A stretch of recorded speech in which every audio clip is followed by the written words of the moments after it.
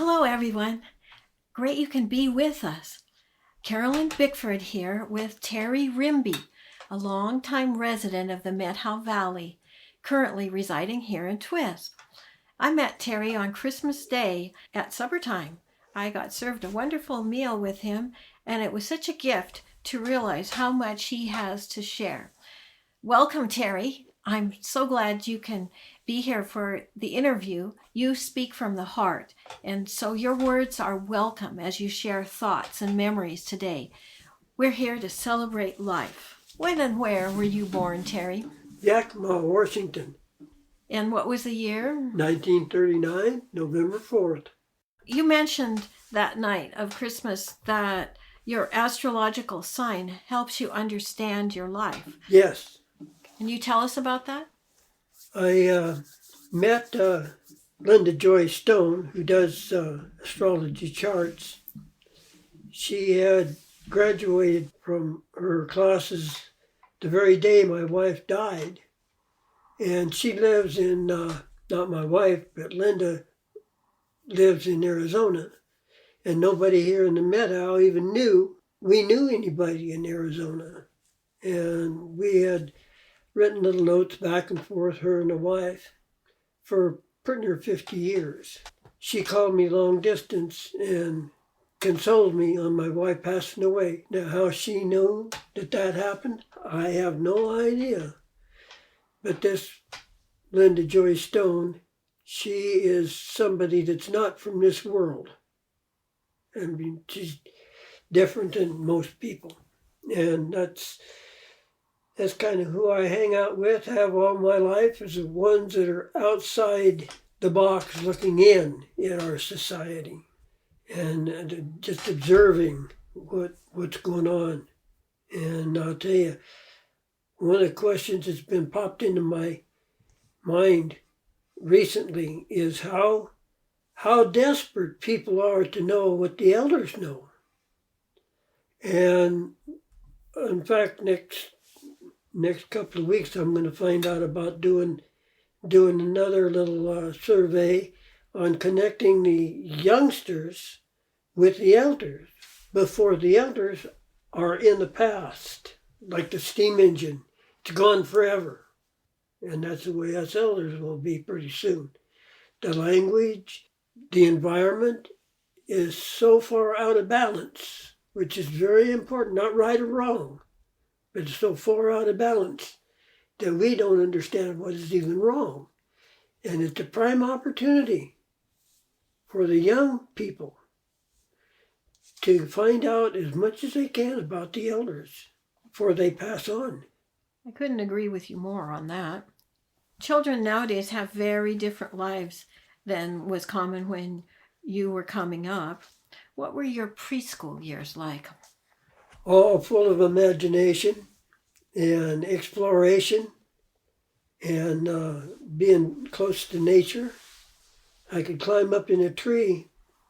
Didn't have very good eyesight, but I could climb up in a tree, and as the wind blew, the limbs I could feel vibrated at different frequencies.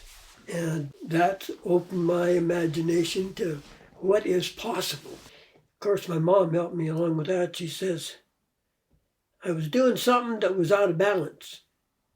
I don't remember, but that's unimportant. But she says, son, you better listen to your elders because you don't have to do as they say, what your elders say.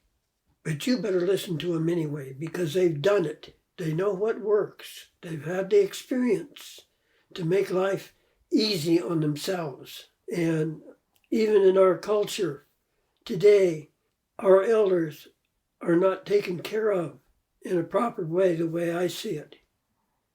Because they have a lot to give, but when they're loaded full of drugs and one thing and another to cure their ailments, they lose the ability to make that contact with whatever created us.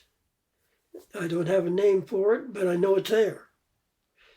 It's just so beautiful. It's just the words in the dictionary don't even come close to explaining what that is.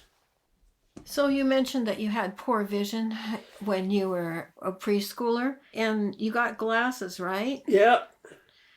Do you want to say a little about how differently seeing things Okay, affected before you? I was premature, they put me in an incubator with pure oxygen. Mm. And at that time, little kids' eyes would cross to indicate something wasn't focusing right.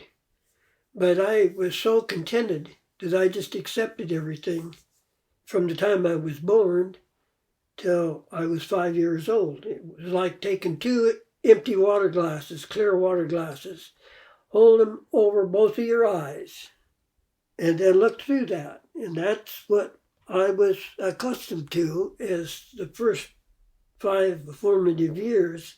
That was my world. I accepted it. They didn't know I had an eye problem till I went to school. Then they put corrective vision on me. And that scared me so bad with such hideous things. Switching from the reality that I first was accustomed to the new world after I got the glasses. Sometimes I wouldn't even recognize my folks for an hour after I woke up with a horrible nightmare. And at that time, they didn't know much about psychology. In my opinion, I still don't think they know a lot about it. But that's just my opinion. So that's, I think, the greatest thing that I was gifted with is being able to understand there's two realities, concept of realities. And in that there is the real one, and then there is the synthetic one, I like to call it, because the synthetic one is what we've been taught. The real reality is the one that we've experienced. And our truth is our truth, nobody else's. No matter what your experiences are, I trust them to be truthful to you. If you're not truthful to yourself, you're going to have a difficult time in this life. In your life, there have been major changes and difficulties. What was it like when you lost your vision? Interesting. I never looked at it as losing something. I looked at it as I have gained something, and it hasn't failed me yet. Nothing to be afraid of. I've sensed a lot of people are afraid of somebody who is blind. They don't know just exactly what to do with them. And I'm sure that's with a lot of other handicaps as well. People are afraid of something that's out of the normal. And being out of the normal is the most contented place I can be. Because that includes everything, even the stuff I don't know. And how do you know what you don't know? You got to go jump into it to see what it is. Not take somebody else's word for it, because that's 9 chances out of 10, their fear. God knows I've fought through a lot of fear in my life. I don't doubt that. You work through feelings and come out the other side. Can you speak to that, to share something about it? Because that's a challenging thing for many of us. Patience. Got to have an understanding of patience. Understanding is a word that we throw around quite loosely, like we do love and a lot of other things, without knowing the feeling underneath those words. Patience. Patience focused on the time it takes for it to come full circle, whatever the situation is. No matter how rough it gets, it will not be that way forever. So you got to stay lighthearted, on top of it, and learn from the experience, all the emotions that go through you. But don't take them absolutely as absolute, because that comes that difference between the two worlds, the synthetic world and the real world. Thank you for that. As an elder, what gives you hope? Life is infinite. It's an energy. And the way I see it, energy is intelligent energy that we are. Our being is intelligent energy. And when you look at it that way, it can change form, change location, but you never get it away from this universe. It'll be in this universe. And there's times I've been asked, how do you walk between dimensions in this universe? And the first thing you have to do is recognize that there's other dimensions there. And here again, society does not want to promote this to our betterment of all. To understand that there is things going on around us that affect our lives, but we have no idea what it is. Yeah. Humans have trouble getting along with each other, it seems like. What helps you get along with people who think differently than you do? I love them because I got something to give to them if they choose, but that's their choice. You have the freedom of choice of my opinions to decide if it feels comfortable, uncomfortable, or it's out of balance. If it's out of balance, I sure hope you tell me so, because I'm attracted to those things that are more difficult. That's even in my astrology chart. That's just my nature, to give and not to criticize somebody because they don't see it the way I do. They see it the way they do. That's what's important. You focus a lot on people, but I know that the out of doors, the natural world, has great meaning to you too. Yes. I remember when I was in my early teens, I experienced a vision quest. My family done a lot of hunting and stuff up here in the valley. And the air was cleaner, which the young people don't understand. They understand what the words mean, but they don't understand in their heart how beautiful the mornings were before the sun come up. And you could see a crescent moon and the stars. No light pollution, no fuzziness from dust pollution, just crystal clear. You could reach up and just pick them puppies right like picking cherries off a tree.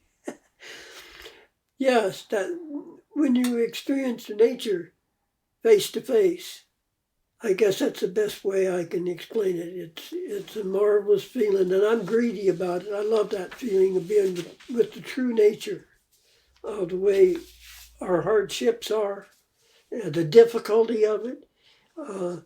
That's also in my chart that it says that I am more attracted to the more difficult things, the little mundane things, such as, how much money you got, am I going to pay the rent or whatever. That never hardly ever enters my mind over the years. I've always been focused on the good things, and not that I ask for them, but it's here. It's given to you. That's your gift.